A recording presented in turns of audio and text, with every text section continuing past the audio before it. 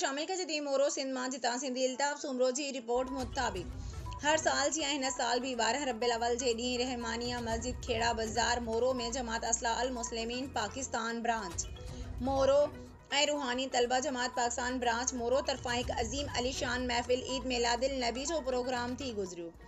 हिन ईद मिलादिल नबी सल्लल्लाहु अलैहि वसल्लम जी प्रोग्राम जी कम पहिरीं शबीर चन्ना कई जॾहिं त तिलावत कलाम पाक ख़लीफ़ा साईं रबनवाज़ चन्ना ताहिरी कई। उन खां अलावा हिन प्रोग्राम में नातन जो नज़रानो ग़ुलाम कादिर उनड़ थीम अली मरी सलीम चन्ना ममताज़ चन्ना सुभान अली उमरानी फैसल रज़ा उमरानी फराज कमर मैमण पेश कयो जॾहिं त मनकबत ख़लीफ़ा साईं ग़ुलाम शबीर डाहिरी पेश कयूं।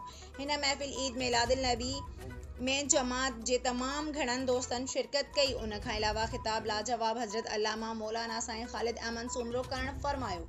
आख़िर में आयल जमात में सूणे मदीने वारे जी मीला जो लंगर पिण तक़सीम कयो।